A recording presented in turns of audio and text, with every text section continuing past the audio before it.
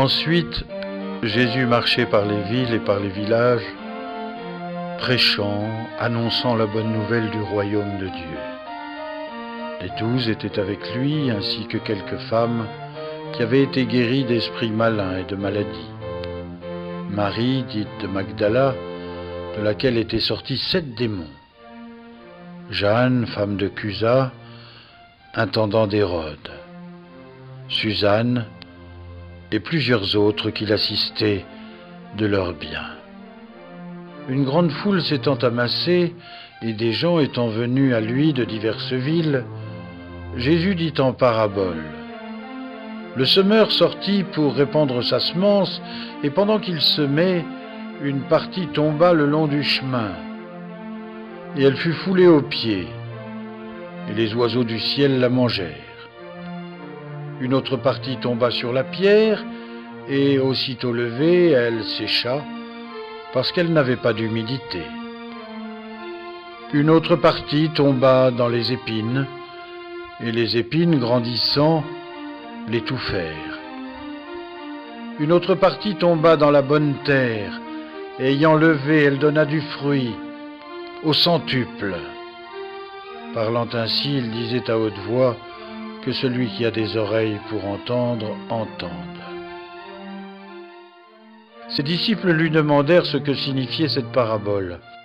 À vous, leur dit-il, il a été donné de connaître le mystère du royaume de Dieu, tandis qu'aux autres, il est annoncé en parabole, de sorte qu'en voyant, ils ne voient pas, et qu'en entendant, ils ne comprennent pas.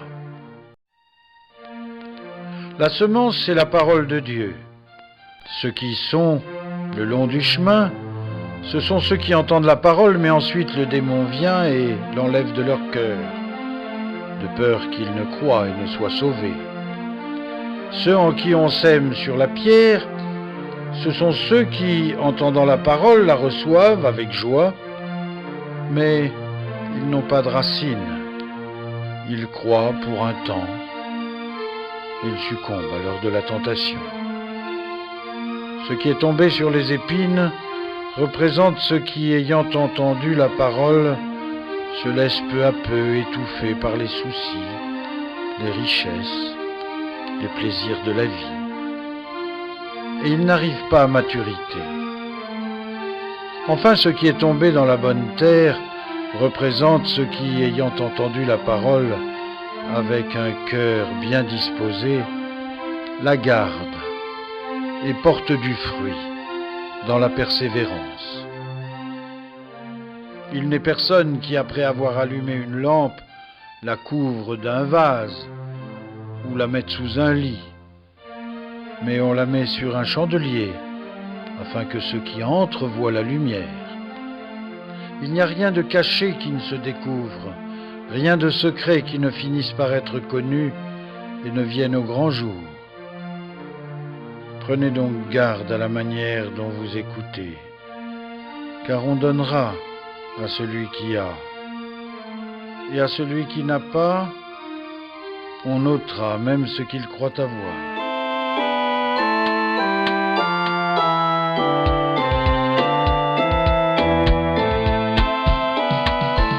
La mère et les frères de Jésus vinrent le trouver, mais ils ne purent pénétrer jusqu'à lui à cause de la foule.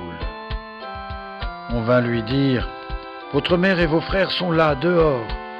Ils désirent vous voir. » Il répondit, « Ma mère, mes frères sont ceux qui écoutent la parole de Dieu et qui la mettent en pratique. » Un jour, il arriva que Jésus monta dans une barque avec ses disciples. Il leur dit, « Passons de l'autre côté. » Ils partirent. Pendant qu'il naviguait, il s'endormit. Un tourbillon de vent s'étant abattu sur le lac, la barque se remplissait d'eau et ils étaient en danger. S'approchant donc, ils le réveillèrent en disant « Maître, maître, nous périssons !» S'étant levé, il parla au vent et aux flots agités, et ils s'apaisèrent, et il se fit un grand calme. Puis il leur dit « Où donc est votre foi ?» Saisis de crainte et d'étonnement, ils se disaient les uns aux autres, « Quel est donc cet homme ? Il commande au vent et à la mer, et ils lui obéissent. »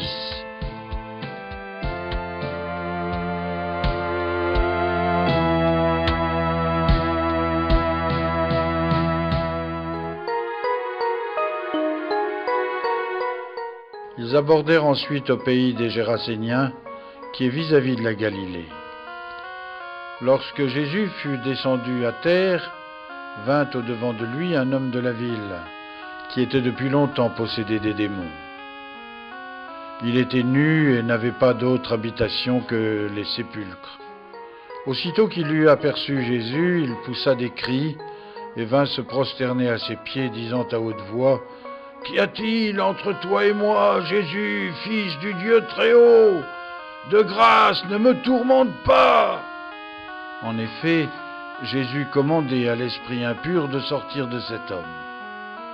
Bien des fois, en effet, l'esprit s'en était emparé, et quoiqu'on le regardât lié de chaînes et de fer aux pieds, il brisait ses liens, et le démon le chassait dans les lieux déserts.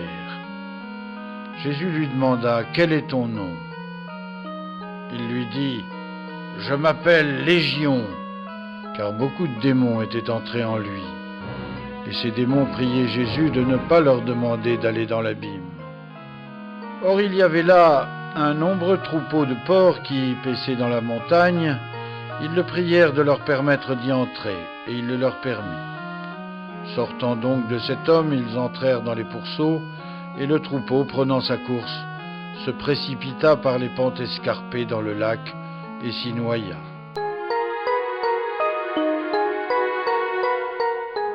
À cette vue, les gardiens s'enfuirent et portèrent la nouvelle dans la ville et dans la campagne. Les habitants sortirent pour voir ce qui était arrivé. Ils vinrent à Jésus et trouvèrent l'homme de qui les démons étaient sortis, assis à ses pieds, vêtu et saint d'esprit. Ils furent remplis de frayeur. Ceux qui en avaient été témoins leur racontèrent aussi comment le démoniaque avait été délivré. Alors tous les habitants du pays des Géraséniens le prièrent de s'éloigner, parce qu'ils étaient saisis d'une grande crainte. Jésus monta dans la barque pour s'en retourner. Or l'homme de qui les démons étaient sortis le priait de l'admettre à sa suite. Mais Jésus le renvoya en disant, « Retourne dans ta maison, raconte tout ce que Dieu a fait pour toi. » Et il s'en alla et publia par toute la ville ce que Jésus avait fait. Jésus, à son retour, fut accueilli par le peuple, car tous l'attendaient. Et voilà qu'un homme appelé Jaïr, lequel était chef de la synagogue, vint se jeter aux pieds de Jésus, le priant d'entrer dans sa maison, parce qu'il avait une fille unique d'environ 12 ans qui se mourait. Comme Jésus y allait et qu'il était pressé par la foule, une femme affligée d'un flux de sang depuis 12 ans et qui avait dépensé tout son bien en médecin, sans qu'aucun eût pu la guérir, s'approcha de lui par derrière et toucha la frange de son manteau. À l'instant, son flux de sang s'arrêta. Et Jésus dit, « Qui m'a touché ?» Tous s'en défendant, Pierre et ceux qui étaient avec lui lui dirent, « Maître, la foule t'entoure et te presse, et tu demandes qui m'a touché. » Mais Jésus dit, « Quelqu'un m'a touché. J'ai senti qu'une force était sortie de moi. » Se voyant découverte, la femme vint tremblante se jeter à ses pieds et raconta devant tout le peuple pourquoi elle l'avait touché et comment elle avait été guérie à l'instant. Et Jésus lui dit, « Ma fille, ta foi t'a sauvée. Va dans la paix. » Comme il parlait encore, quelqu'un de chez le chef de la synagogue vint lui dire, « Ta fille est morte. Ne fatigue pas le maître. » Jésus, ayant entendu cette parole, répondit au Père, « Ne crains pas, crois seulement, et elle sera sauvée. »